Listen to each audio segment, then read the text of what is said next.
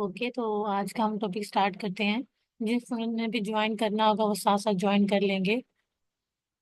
आज हमने पढ़ना तो ऐसे मुख्तसर सा टॉपिक है, क्योंकि हमारा यूनिट नंबर 8 का ना सिर्फ 3 टॉपिक है, जिसके अंदर टाइप 1 एरर था, टाइप 2 एरर और थर्ड हमारा जो टेस्ट था वो है पावर ऑफ द टेस्ट। ठीक है। और ये तीनों टॉपिक्स थे हमारे, ये हमारे टेस्टिंग ऑफ हाइपोथेसिस जो हमने की है लास्ट टॉपिक, उसी के रेलिवेंट थे, इसलिए हमें करने में और भी ज़्यादा आसानी हुई है। तो जैसे थोड़ा सा हमारा टॉपिक रहेगा था पावर ऑफ द टेस्ट का, क्योंकि टाइप 1 एंड टाइप 2 एरर को तो हमने कल डिस्कस कर लिया था ना। उसके अलावा भी मजीद मैंने आपसे कहा था कि हम उसके की डिफरेंसेस वगैरह देख लेंगे।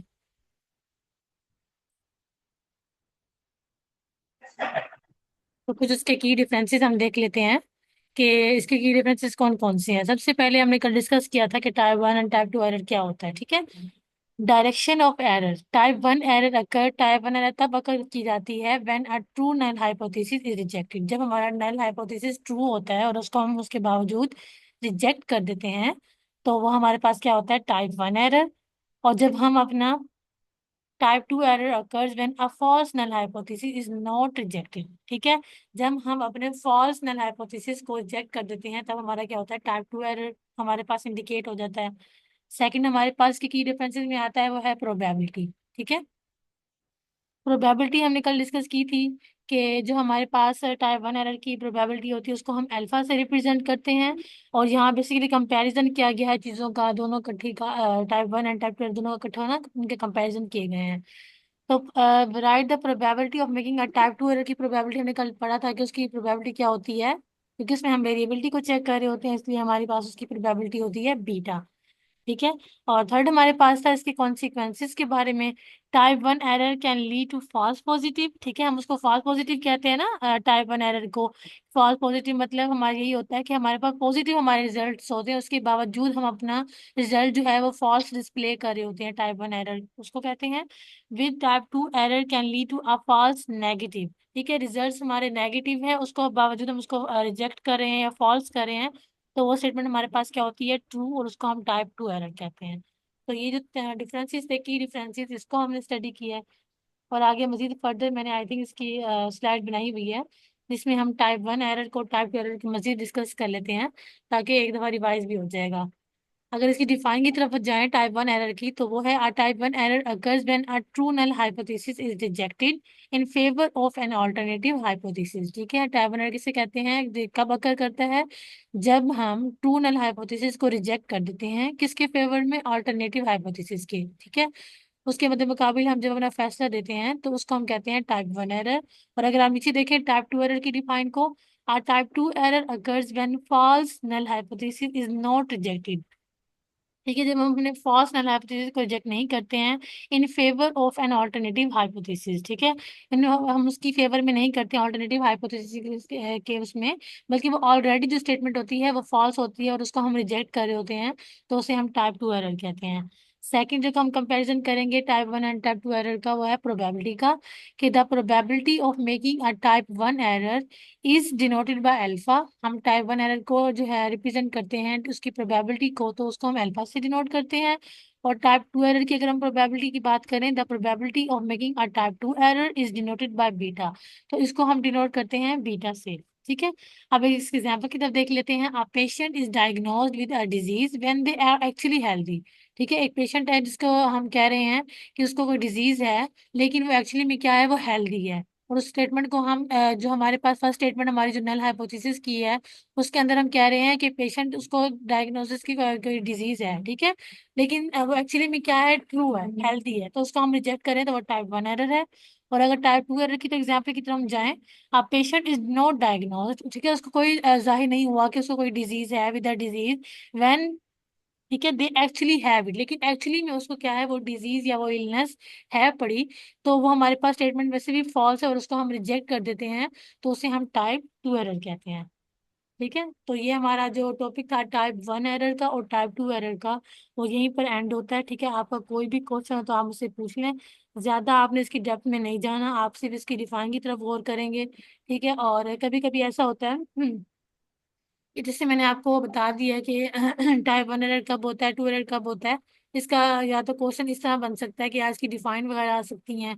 ठीक है, या इसके एमसीक्यूज वगैरह की पूछा जा सकता है कि प्रोबेबिलिटी टाइप 1 एरर की क्या है, और टाइप 2 एरर की क्या है, करेक्ट डिसीजन कब होता है, टाइप 1 एरर का या टाइप 2 एरर का, इस तरह से होता है। ठीक है, तो उसको आपने उसके लिहाज से ही कर लेना है। बाकी जो हमारे जो नंबर 8 का एक लास्ट टॉपिक था वो था हमारा पावर ऑफ द टेस्ट का। तो बस हमारा वही रिमेनिंग है, अब मजीद उसको डिस्कस कर लेते हैं कि पावर ऑफ द टेस्ट क्या है। ठीक है, वो भी रेलिवेंट टू हाइपोथेसिस टेस्टिंग है, तो उसको भी हम देख लेते हैं। Power of a test in biostatistics. ठीक है, the power of a test is the probability, ये क्या है, एक प्रोबेबिलिटी है, दैट द टेस्ट, किस टेस्ट की प्रोबेबिलिटी है, will correctly reject a false null hypothesis, कि जब भी हम अपना फॉल्स नल हाइपोथेसिस को रिजेक्ट कर देते हैं, ठीक है, उसकी प्रोबेबिलिटी को चेक करता है। In other words, if the probability that the test will detect a real effect with when it x axis. ठीक है, इसकी probability, it is a probability that the test will detect, हम उस test को detect कर देते हैं जब हमारे पास कोई रियल इफेक्ट नहीं होगा, व्हेन इट एक्स एक्सिस, कि एक्सिस पे जब भी इसका कोई रियल इफेक्ट नहीं होगा तो हम उसको क्या कर देंगे, डिटेक्ट कर देंगे, या उसको हम रिमूव कर देंगे, या हम उसको कैंसिल कर देंगे। ठीक है, कौन से टेस्ट को, पावर ऑफ द टेस्ट को। अगर इसकी मजीद आप नीचे एक डिफाइन दी हुई है, आप ये भी कर सकते हैं, ये भी इजी है। The power of a test is typically denoted by 1 - beta. ठीक है, इसको अब बीटा को अगर आप और करें, हम बीटा को टाइप 2 एरर को जो हम है उसको डिनोट करते हैं वो बीटा के साथ करते हैं। Basically beta power of the test उसी की प्रोबेबिलिटी को चेक करने के लिए काम किया करता है, पावर ऑफ द टेस्ट, जो कि ग्राफिकल रिप्रेजेंटेशन भी दे देता है, उसकी हम इफेक्ट भी चेक कर लेते हैं साइज का। तो बेसिकली ये काम बेसिकली टाइप 2 एरर वाला कर रहा होता है। ठीक है, पावर ऑफ द टेस्ट। ठीक है, आगे लिखा हुआ है where beta is the probability of making a type 2 error. ठीक है, और हम जानते ना, जब हमें मालूम है इस चीज के बारे में कि बीटा जो है वो प्रोबेबिलिटी किसकी होती है, टाइप 2 एरर की होती है। कब होती है, जब हम क्या करते हैं, अपना फॉल्स नल हाइपोथेसिस को रिजेक्ट कर देते हैं। कोई भी स्टेटमेंट नल हाइपोथेसिस की जो हम रिजेक्ट कर देते हैं, और इवन वो हमारे पास स्टेटमेंट फॉल्स हो। फॉर एग्जाम्पल, हमने एग्जाम्पल्स तो बहुत सारी की हैं। फॉर एग्जाम्पल कोई भी हम ले सकते हैं कि जैसे हमने टेस्ट के मार्क्स लिए हैं कि वो इतने परसेंट जो हैं वो इतने बच्चे फेल हुए हैं। ठीक है, फॉर एग्जाम्पल, तो अब हम चेक कर रहे हैं उसकी प्रोबेबिलिटी। ठीक है, उसके अलावा हमने चेक किया कि वहाँ बच्चे इतने फेल हुए ही नहीं है, तो वो स्टेटमेंट हमारे पास क्या है, फॉल्स है। उसको हम रिजेक्ट कर रहे हैं कि इतने बच्चे तो फेल हुए ही नहीं है एग्जाम में, ये बल्कि सब पास हैं। तो उस जो हमारे पास जो उसकी प्रोबेबिलिटी हमने चेक की है, तो वो हमारे पास यही आ रही है कि पेपर जो हमारी स्टेटमेंट है वो ऑल टाइम फॉल्स है। तो हम अपने उसको नल हाइपोथेसिस को रिजेक्ट कर रहे हैं। तो वो स्टेटमेंट भी फॉल्स है, इसलिए वो टाइप 2 एरर है। और उसकी प्रोबेबिलिटी को चेक करने के लिए हम जो यूज करते हैं टेस्ट का, वो टेस्ट हमारे पास है पावर ओवर टेस्ट। नेक्स्ट इसकी एक्सप्लेनेशन की तरफ चलते हैं। The power of a test depends on several factors, बहुत सारे ऐसे फैक्टर्स हैं जिन जो इस पर डिपेंड कर रहे होते हैं पावर ऑफ द टेस्ट के ऊपर, इंक्लूडिंग सैंपल साइज। सबसे पहले तो सैंपल साइज की बात की जाएगी कि increasing the sample size can increase the power of the test. जितना हमारा सैंपल साइज इंक्रीज होता जाएगा तो हमारी पावर ऑफ द टेस्ट की भी क्या हो जाएगा, इंक्रीज हो जाएगी, उसकी भी लिमिट। ठीक है, सेकंड हमारे पास है effect size. Larger effect size can increase the power of the test, और साइज भी जितना भी हमारा इफेक्ट करता हुआ जाएगा, जितना हमारा लार्ज इफेक्ट साइज होगा, तो वो भी क्या करता जाएगा, हमारी पावर ऑफ टेस्ट को इंक्रीज कर देगा। थर्ड हमारे पास है variability. Decreasing variability can increase the power of the test. ठीक है, हमें वेरिएबिलिटी को क्या करना है, वो डिक्रीज करना है। सैंपल साइज को और उसके इफेक्ट को जितना इंक्रीज करेंगे, हमारा जो पावर ऑफ टेस्ट का रिजल्ट है वो उतना ही इंक्रीज आएगा और वो अच्छा आएगा। लेकिन वेरिएबिलिटी की ज्यादा बात की जाएगी, जितना हम उसको डिक्रीज करेंगे वो हमारे पावर ऑफ द टेस्ट को उतना ही इंक्रीज करेगी, मतलब इसमें हमने वेरिएबिलिटी को डिक्रीज करना है। फोर्थ हमारे पास है significance level. Decreasing the significance level alpha can decrease the power of the test. ठीक है, और मैंने को कल भी ये बात कही थी कि सिग्निफिकेंस लेवल हमारे पास जितना मिनिमम होगा, फॉर एग्जांपल जैसे हम 5% के लिए लेते हैं, तो हमारे पास बेस्ट सिग्निफिकेंस लेवल होता है। ठीक है, 5% के लिए तो 5% लेना चाहिए, 2%, 1%, मतलब 10% से अबव नहीं जाना चाहिए। तो हमने जो हमारा सिग्निफिकेंस लेवल है उसको भी मजीद डिक्रीज करने से हमारा जो पावर ऑफ टेस्ट है वो इंक्रीज होगा, वो उतना अच्छा उसका रिजल्ट हमें मिलेगा। तो सिग्निफिकेंस लेवल जितना भी हमें चूज करना चाहिए, वो कोशिश करनी चाहिए कि हमें बेस्ट करना चाहिए। बेस्ट यही है कि आप 5% चूज करें या उससे कम करें, मजीद ज्यादा ना करें, क्योंकि उससे फिर एरर के चांसेस ज्यादा हो जाते हैं। नेक्स्ट हमारे पास है इसकी इंटरप्रिटेशन। A higher power. ठीक है, अगर हमारे पास चांसेस, प्रोबेबिलिटी का मतलब बेसिकली दूसरा लफ्ज क्या होता है, चांसेस का, कि चांस कितने आ रहे हैं। फॉर एग्जाम्पल मैं अपनी स्टेटमेंट देखने के अंदाजा लगा रही हूँ कि इसके अंदर मेरे पास 80% चांसेस आ रहे हैं। ठीक है, 80% से मुराद मैं 8% सिग्निफिकेंस लेवल ले रही हूँ अपना। ठीक है, indicates that the test is likely to detect a real effect. ठीक है। तो वो हमें क्या डिटेक्ट करेगा कि हमारे जो एक्सिस हैं उस पे हमारा रियल इफेक्ट आएगा। ठीक है, हाई पावर जब हमारे पास इस तरह की 80% आएगी तो हमारे पास क्या आएगा, रियल इफेक्ट आएगा एक्सिस पे। हम कोई भी एक्सिस बना रहे हैं, फॉर एग्जाम्पल यहाँ पे ग्राफ की बात की जा रही है, एक्सिस की बात की जा रही है, तो हम इस पे ग्राफिकल रिप्रेजेंटेशन की बात करेंगे। तो वो क्या कह रहे हैं कि हमारा जो रियल इफेक्ट आएगा डाटा सेट के अंदर, जितना भी हम इसके अंदर, अगर हमारे पास हायर पावर होगा मतलब 80%, और लोअर पावर हमारे पास क्या होगा 20%, इंडिकेट दैट द लीस्ट में नॉट डिटेक्ट, ये डिटेक्ट नहीं करेगा हमारे रियल इफेक्ट को। जब भी हम उस पे एक्सिस को दिखाएंगे या ग्राफिकल रिप्रेजेंटेशन करेंगे तो हमारे पास क्या आएगा, नॉट डिटेक्ट हाँ रियल इफेक्ट। ठीक है, हमारे रियल इफेक्ट को डिटेक्ट नहीं करेगा।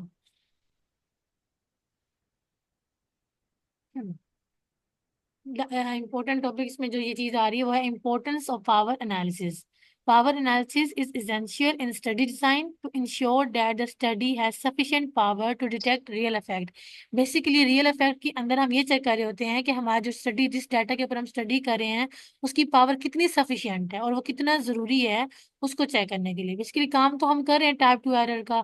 ठीक है, उस पे हमें पता लग रहा है कि हम अपने फॉल्स को, नल हाइपोथेसिस को रिजेक्ट कर रहे हैं। वो तो इस चीज का हमें अंदाजा हो रहा है, लेकिन वो कितना सफिशिएंट है उसकी पावर, अगर उसको हम ग्राफिकल रिप्रेजेंटेशन पे शो करना चाहें तो वो कितना हमारे पास रियल इफेक्ट आएगा या कितनी सफिशिएंट उसकी पावर होगी, उसको चेक करने के लिए हम पावर ऑफ टेस्ट या पावर एनालिसिस का यूज करते हैं। ठीक है, study with low power may no detect a real effect. पीछे वाली बात की जाए, जो इंटरप्रिटेशन मैंने अभी आपको बताई है कि हमारे पास जो लोअर पावर है वो डिटेक्ट नहीं करती हमारे रियल इफेक्ट को, और जितना हमारे पास एक्स एक्सिस में, ठीक है, कोई भी एक्सिस हम बना रहे थे, यहाँ पे एक एक्सिस शो हो रहा होगा। ठीक है, जितना हमारे पास अपना सिग्निफिकेंस लेवल, ये आपके पास पावर कह लें, वो जितनी हमारे पास लो होगी तो हमारे रियल इफेक्ट को डिटेक्ट नहीं करेगी। ठीक है, which can lead to incorrect conclusions. ठीक है, जितना हमारे पास हायर पावर होगा तो वो हमारे करेक्ट कंक्लूजन्स को, जो हम अपना डिसीजन बना के देते हैं कोई भी रिजल्ट का, तो उसको चेक करने में, उसको करेक्ट करने में हमें काफ़ी मुश्किलात आती है। हमारे पास फिर इनकरेक्ट कंक्लूजन्स आ जाते हैं, हम इनकरेक्ट डिसीजन बना लेते हैं। तो हमें इतना चूज करना चाहिए कि अपना सिग्निफिकेंस लेवल भी हम बेस्ट चूज करें, अपना इफेक्ट साइज भी हम ज़्यादा लें कम ना लें, अपना सैंपल साइज भी हमें नॉर्मल लेना चाहिए, ना इतना ज़्यादा लेना चाहिए ना इतना कम लेना चाहिए। तो जितना हम इन चीज़ों को मेंटेन करेंगे हमारे पास रिजल्ट जो है वो बेनिफिशियल आएंगे, और चीज़ें समझ में आएंगी करते हुए। ठीक है, तो बेसिकली ये ग्राफ यही चीज़, इसमें भी यही चीज़ शो हो रही है, जैसे यहाँ पे आपको सैम्पल डिस्ट्रीब्यूशन के तौर पर दिखाई गई, दोनों ने दो सैंपल लिए हुए हैं और उसका कंपैरिजन किया हुआ है। ठीक है, आपके पास कोई स्टेटमेंट है, उसके चांसेस और टाइप वन एरर कितने हैं। ठीक है, उसके पावर ऑफ द टेस्ट करने के बाद उसके कितने चांसेस आए हैं, उसकी कितनी पावर चेक की हुई है, उसका यहाँ पे एक डायग्राम शो हो रही है। ठीक है, वो हमारे सिग्निफिकेंस लेवल पे बेस करता है। हम जितना सिग्निफिकेंस लेवल अपना देखिए हायर लेंगे तो हमारे पास चांसेस कम होते रहेंगे, जितना हम उसका सिग्निफिकेंस लेवल बढ़ाते जाएंगे तो हमारे एरर ऑफ चांसेस ज्यादा होंगे और हमारे कंक्लूजन भी बेस्ट नहीं आएंगे। ठीक है, हमारे रिजल्ट हमेशा जो है वो नेगेटिव की तरफ जाएंगे। इसलिए हमें अच्छा चूज करना चाहिए सिग्निफिकेंस लेवल। ठीक है, तो यहाँ तक मेरे ख्याल से हमारा पावर ऑफ द टेस्ट का भी टॉपिक जो है वो कंप्लीट है। मैं ज़्यादा डेप्थ में नहीं गई इसके, क्योंकि जितना हम चीज़ों के डेप्थ में जाएंगे वो चीज़ें ज़्यादा ही इंक्रीज होती जाएंगी, लेकिन अपने हमने कोर्स आउटलाइन के अकॉर्डिंग देखना है कि हमने चीज़ें कितनी उसको प्रेफर करनी है, कि चीज़ें हमने स्टडी करनी है। ज़्यादा डेप्थ में चले गए तो फिर चीज़ें मिसक्रिएट होंगी। ठीक है, और कोई चीज़ समझ नहीं है तो आप मुझसे पूछ लें। बाकी आई थिंक मैंने इसके स्टेप भी ऐड किए थे वहाँ, पावर एनालिसिस स्टेप्स। सबसे पहला जो है वही चीज़ें हैं, सेम सेम नल हाइपोथेसिस वाली जो हमने अभी की हैं। स्पेसिफाई द रिसर्च क्वेश्चन, अपने रिसर्च क्वेश्चन को अच्छी तरीके से हमें स्पेसिफाई करना चाहिए, क्लियरली डिफाइन कि हम रिसर्च क्वेश्चन में क्या कहा गया है, अपने नल एंड अल्टरनेटिव हाइपोथेसिस पे हमें और करना चाहिए। ठीक है, सेकंड हमारे पास है चूज अ सिग्निफिकेंस लेवल। ठीक है, कौन सा लेवल ऑफ सिग्निफिकेंस, ये मोस्ट इंपॉर्टेंट है कि आपने कौन सा चूज करना है। अगर तो क्वेश्चन में हमें गिवन होता है तो वो तो बेनिफिशियल है कि हमने उसी को ही चूज करना है, अगर ना दिया जाए तो हमें खुद से बेस्ट सिग्निफिकेंस लेवल चूज करना होता है, सिलेक्ट करना होता है। थर्ड हमारे पास है estimate the affect size. Estimate the affect size based on prior research and pilot studies. ठीक है, हम जो भी कोई कर रहे हैं, अपना एस्टिमेशन कर रहे हैं या हाइपोथेसिस टेस्टिंग कर रहे हैं, उसके अंदर हमें अपने साइज इफेक्ट चेक करना चाहिए। जैसे अभी लास्ट हमने इसका पावर टेस्ट के अंदर देखा था कि उसके एक्सप्लेनेशन के अंदर कि अफेक्ट साइज जो है वो हमारा इंक्रीज जितना होगा हमारा पावर टेस्ट इतना ही बेस्ट आएगा या इनकरेक्ट आएगा, या सॉरी इनकरेक्ट करेक्ट आएगा। ठीक है, तो इफेक्ट साइज का भी हमें एस्टिमेशन अच्छी तरीके से करनी चाहिए। फोर्थ स्टेप हमारे पास क्या है कि अपना सैंपल साइज हमने कैलकुलेट कर लेना है। ठीक है, calculate the sample size required to achieve a desired level of power. Conduct the study and collect the data, analyse the data. फिर हमें डाटा के सबसे आखिर में क्या करना होता है, वो ये हमारा सेम काम है, प्रोसीजर, कि हमें डाटा को एनालाइज कर लेना होता है कि डाटा के अंदर क्या क्या चीज़ें हमने की हैं, या कौन कौन सी चीज़ें हमने स्टेप्स ऐड किए हैं, हमें टेस्टिंग की है, उसके रिजल्ट हमारे बिहाफ पे क्या आ रहे हैं। उन सबको एनालाइज करने के बाद हम क्या करते हैं, फाइनली अपना डिसीजन प्रेफर करते हैं कि हमारा डिसीजन जो है टेस्टिंग का वो ये आ रहा है। उसके बिहाफ पर उसकी कितनी सफिशिएंट पावर आ रही है डाटा के अंदर, मतलब पावर का मतलब सेम यही है कि जो हमारे टाइप टू एरर को हमने रिजेक्ट किया है, तो उसके अंदर कितनी ऐसी सफिशिएंट पावर थी जिसकी वजह से उसको रिजेक्ट किया गया है। हम उसकी प्रोबेबिलिटी चेक करने के लिए पावर ऑफ द टेस्ट का यूज करते हैं, जो कि 1 - बीटा। ठीक है, तो स्टेप्स की तरफ इतना गौर मत कीजिएगा, बस इसकी डिफाइन की तरफ, इसकी इंटरप्रिटेशन और इसके एक्सप्लेनेशन की तरफ गौर कर लीजिएगा, या इसकी इंपॉर्टेंस की तरफ। तो स्टेप्स मैंने जब इसके क्वेश्चन मैंने ऐड नहीं किए हैं इसको चेक करने के लिए, तो फिर आपने इसको ज़्यादा गौर नहीं करना है। ठीक है, इसको बस पढ़ लीजिएगा जैसे मैंने आपको सिंपल पढ़ाया है। इसके अलावा किसी का क्वेश्चन है, ये नंबर 8 हमारा यहीं पे खत्म हो जाएगा आज। तो किसी का क्वेश्चन है टाइप 1 टाइप 2 एरर के हवाले से, या फिर पावर ऑफ द टेस्ट के हवाले से, तो मुझसे पूछ लें। है किसी का क्वेश्चन? नहीं मैम, समझ आ गई, शुक्र अल्हम्दुलिल्लाह। अच्छा, उसके अलावा किसी और का कोई क्वेश्चन है?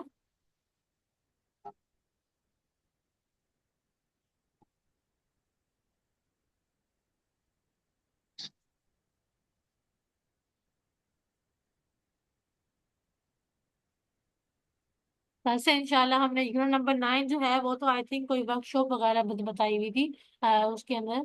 तो इंशाल्लाह हम यूनिट नंबर 10 जो है वो कल अपना स्टार्ट करेंगे। ठीक है। जी मैम, इंशाल्लाह।